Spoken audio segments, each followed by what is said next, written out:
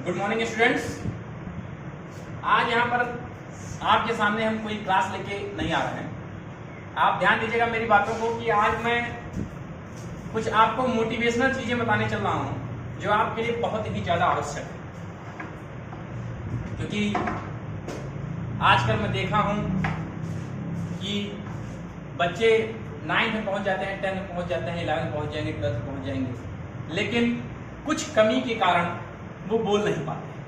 बोलने का मतलब ये है, बोलने का सेंस ये है कि अगर उनको किसी के सामने खड़ा कर दिया जाए तो वो अपनी बातों को व्यक्त नहीं कर पाते। बहुत बड़ी कमी है।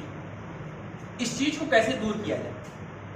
देखिए, इस चीज को दूर करना बहुत ही आसान है। सबसे पहली बात ये कि आप जब 6th में पहुंचते हैं तभी से आपको अपने अंदर के डर को खत्म करना होगा। आपको क्लास में क्वेश्चंस पूछने होंगे कि ये कैसे हुआ सर, ये मैम कैसे हुआ, सर कैसे हुआ। ये सारी चीजें आपको अपने आप डेवलप करनी है कि हाँ सर ये क्वेश्चन फिर से था, ये नहीं समझ में आया, हाँ मैम ये क्वेश्चन फिर से था दीजिए, ये नहीं समझ में आया। क्योंकि इसके लिए आपको टीचर कभी डांटेगा नहीं। क्यों नहीं डांटेगा? क्योंकि उसकी वो रिस्पॉन्सिबिलिटी है कि आपको वो एक बढ़िया स्टूडेंट, एक बढ़िया विद्यार्थी बना के सबके सामने पेश करे। ये उसका कर्तव्य है कि उसको ऐसा करना ही है। अगर वो नहीं करता है ऐसा तो उनके ऊपर जो बैठे हुए हैं उनसे आप शिकायत करिए कि हाँ सर मैंने ये पूछा था तो सर ने ऐसा किया, मुझे बताया नहीं। तो आपको अपने अंदर वो चीजें विकसित करनी होंगी कि जिससे आपको बाहर समाज में खड़े होने में दिक्कत ना हो।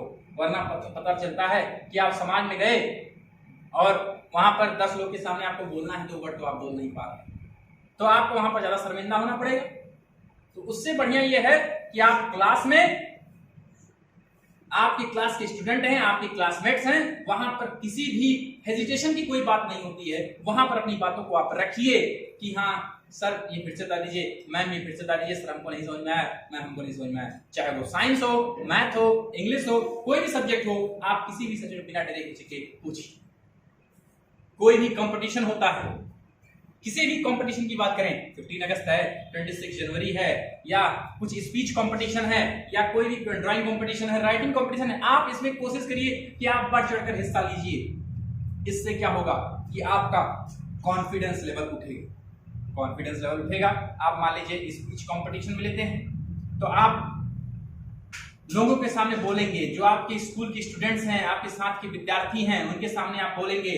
तो आपको बोल के जब आप सोचेंगे इस चीज को, घर पे जाके बैठेंगे, इत्मीनान से सोचेंगे इस चीज को, रात को लेटते वक्त सोचेंगे, तो आपको एक अंदर से अच्छी फीलिंग आएगी कि हाँ आज मैंने इन लोगों के सामने बोला, मेरा कुछ डर खत्म हुआ, मेरी कुछ अपनी हेजिटेशन खत्म हुई।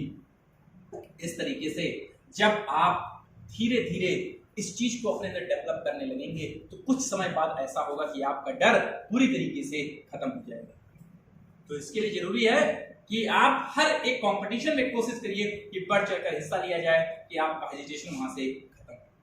क्योंकि जब तक आप अपने आप खुद डेवलप नहीं करना चाहेंगे, कोई आपको डेवलप नहीं कर सकता। टीचर आपको रास्ता दिखाएगा, चलना आपको है। टीचर आपको एक रास्ता दिखाता है कि हाँ बेटा आपको ऐसे इस पे चलना है, लेकिन चलने का काम आपका है। मैं कहता हूं कि मान लीजिए टीचर आवे क्लास में, आपको 45 मिनट बड़ी मेहनत से पढ़ा रहा है, एक भी मिनट आराम नहीं कर रहा है, लेकिन जब आप उसको घर पे जाके रिवाइज नहीं करेंगे तो उसका पढ़ाने का कोई मतलब नहीं होगा। आप वो 2 दिन बाद, 4 दिन बाद फिर से भूल जाएंगे। तो मेरे कहने का अभिप्राय यह है कि आप उस रास्ता को फॉलो करिए जो आपके लिए अच्छा। आपको आपकी लाइफ में बहुत लोग ऐसे मिलेंगे जो आपको निगेटिव की तरफ ले जाएंगे। निगेटिव का मतलब कि नकारात्मक दिशा में लेके जाएंगे।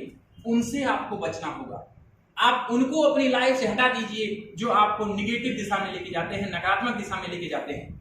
क्योंकि अगर आपको आगे बढ़ना है तो निगेटिव माइंड पीपल को आपको हटाना ही होगा, तभी आप आगे बढ़ पाएंगे। क्योंकि ये समाज है, इसमें आपको अच्छे भी मिलेंगे, बुरे भी मिलेंगे। आप ये नहीं कह सकते कि केवल आपको अच्छे लोग ही मिलेंगे, बुरे भी मिलेंगे। आपको उनसे भी सीखना है।